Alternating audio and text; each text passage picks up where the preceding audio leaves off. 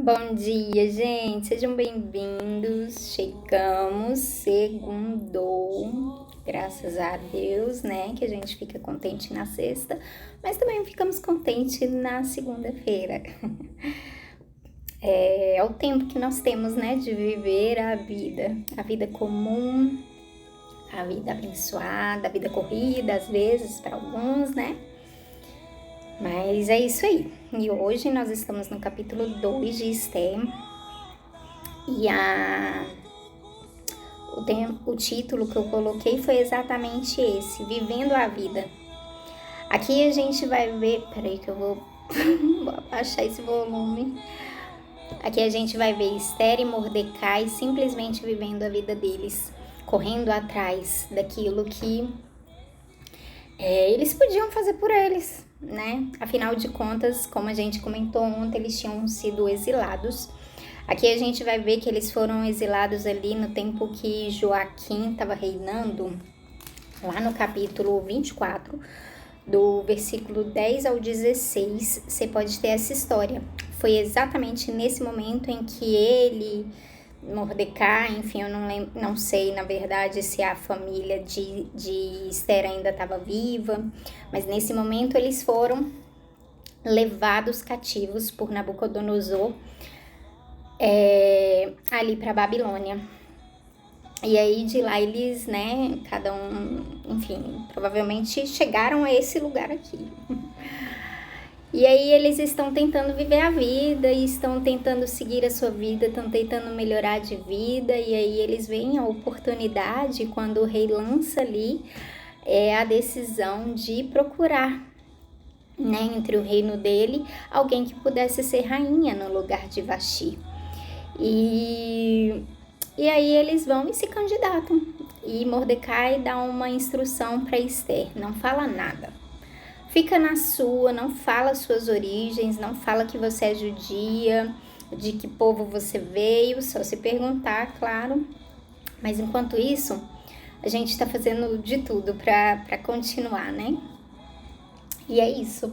Quantas vezes a gente não está fazendo de tudo para viver a vida, para melhorar de vida, para fazer as coisas, né, que nós sabemos que, tipo, às vezes a gente, né, às vezes talvez, quem sabe, eles estavam até um pouco decepcionados com Deus por terem sido exilados, e então eles decidiram tomar o controle, as rédeas ali das suas vidas e fazer o que parecia bem fazer, o que parecia melhor fazer, o que, né, estava ali ao seu alcance fazer para conseguir continuar vivendo.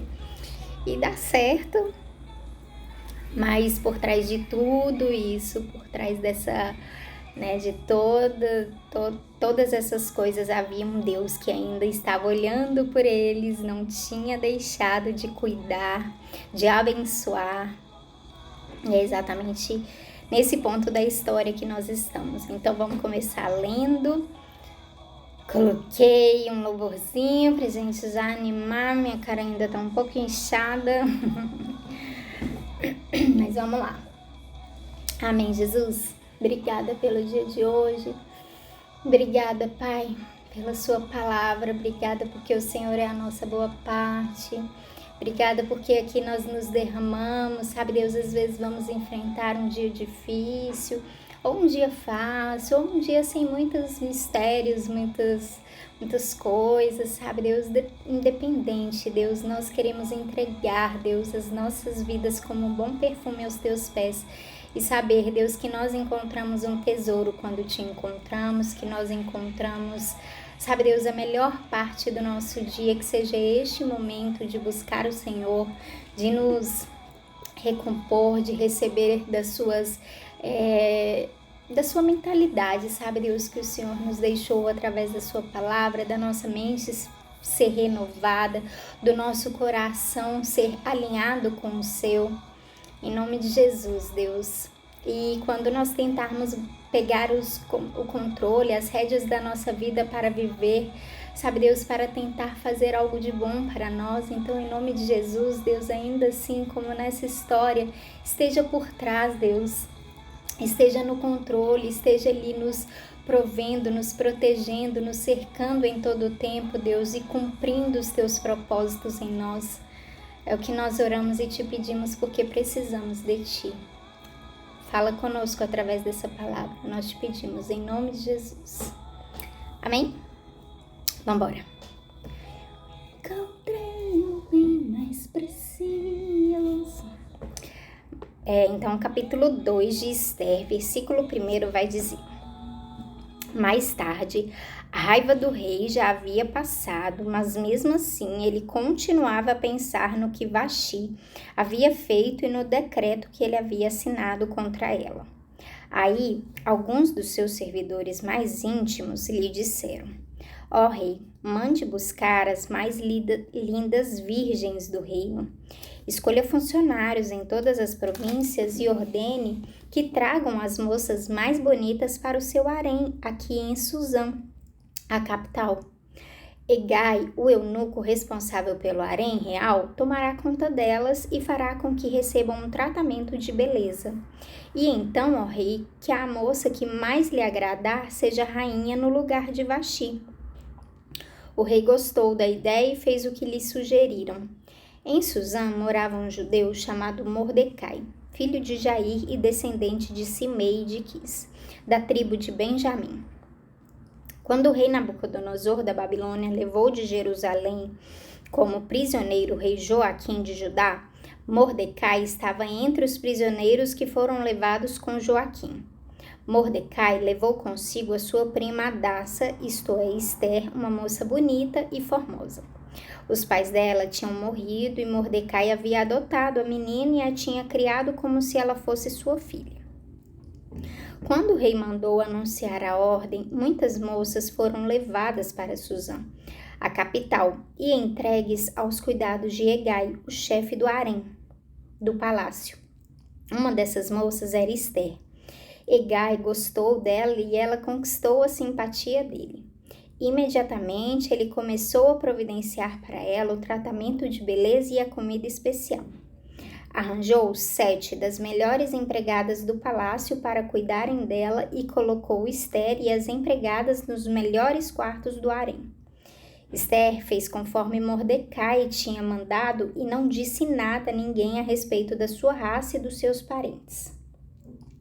Todos os dias, Mordecai passeava em frente do pátio do harém para saber como Esther estava passando e o que ia acontecer com ela.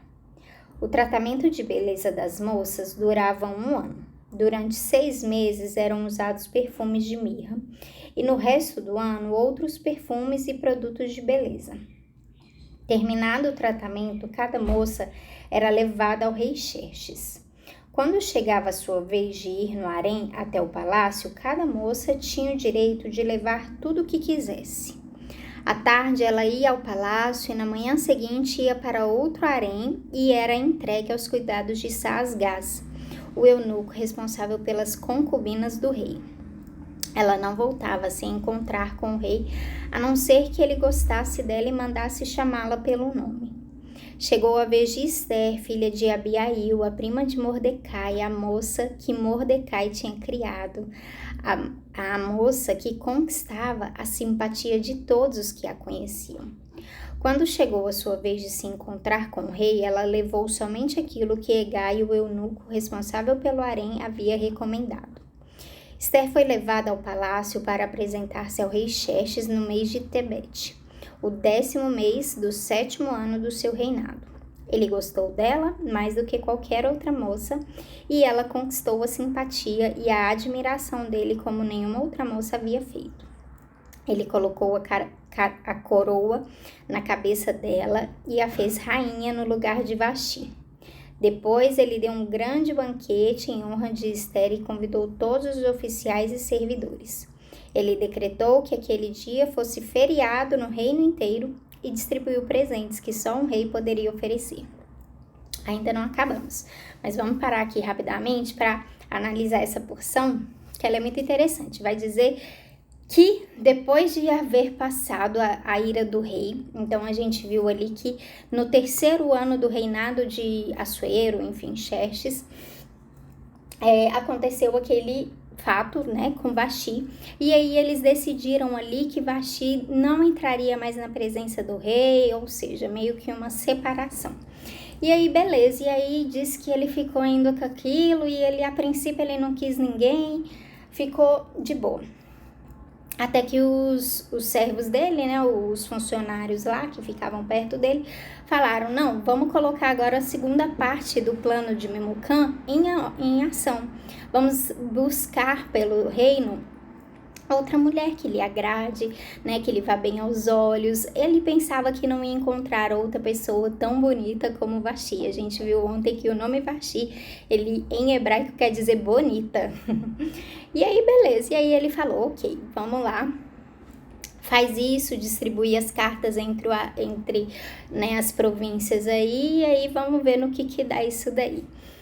E aí, beleza, a gente não sabe em quanto tempo isso levou, mas vai dizer que ele só encontrou Esther no 7º ano, ou seja, do 3º ano do seu reinado até o 7º ano, são 4 anos aí em que ele ficou ali, ó, só de boa. Bom dia, Ju, seja bem-vinda, minha prima, gente, que saudade dela. E aí, beleza, gente, aí a gente vê então que foram por todo o reino. Na verdade, não. Na verdade, então, eles distribuíram as cartas e as pessoas se achegavam até o reino. Então, a primeira atitude que Esther e Mordecai ali teve foi de ir, né? Não ficar esperando, não ficar ali, ou se vitimizando, ou falando, não, isso não é pra mim, nunca vai acontecer. Não. Eles foram até o local e decidiram, então, buscar algo que mudasse a vida deles. E aí, beleza. E aí vai continuar dizendo que a Hadassah ou Esther, ela era prima de Mordecai. A Hadassah é interessante que o nome dela significa morta, que era uma planta que simboliza a beleza, a fragrância e a resistência. Já Esther significa estrela, ou seja, aquela menina, ela era, apesar de muito jovem, ela já tinha perdido pais, ela ainda era virgem, ela era forte, né? Ela já tinha sido exilada, ela já tinha passado por poucas e boas e ela resistia e ela ainda assim sabia brilhar. E aí, beleza. Aí vai dizer que assim que ela chegou, Hegai já se atentou para ela e já colocou ela com as melhores empregadas no melhor quarto, ofereceu a melhor comida. E ali ela tinha um tratamento em que ela passava 1 ano, né, tirando aquela... talvez aprendendo as coisas do reino, né? Talvez tirando uma casca dura, sabe? Ela se banhavam com especiarias, com mirra, com isso, com aquilo. E esses 12 anos vai falar sobre completude, plenitude. As especiarias vai falar sobre uma cura, sobre uma consolação. Ou seja, e a mirra, ela vai simbolizar ali a realeza, o sacrifício. Aqui vai falar só sobre as especiarias e os perfumes, né? E aí, gente, isso fala muito com a gente que, assim, pra gente encontrar, sabe, o propósito da nossa vida e até mesmo o marido, né, solteiras aí, nós precisamos, sabe, passar por esse tratamento, deixar que os traumas saiam, deixar que a dor, né, aquilo que nos dói, sabe, nós precisamos ter um tempo de consolo, de cura, de estar na presença do Senhor, sendo tratada por Ele, sendo consolada por Ele, recebendo, sabe, essa completude, essa plenitude que o Senhor pode dar para que nós, quando nos apresentarmos, as pessoas saibam do nosso valor, né?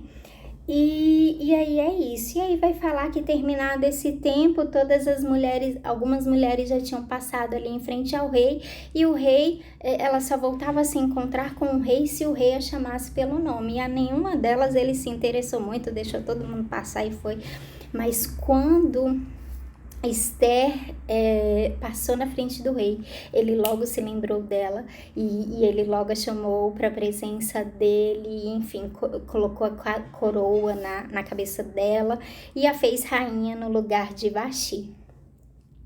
E aí, beleza. E aí vai finalizar, né, no versículo 19, porque o nosso tempo já venceu.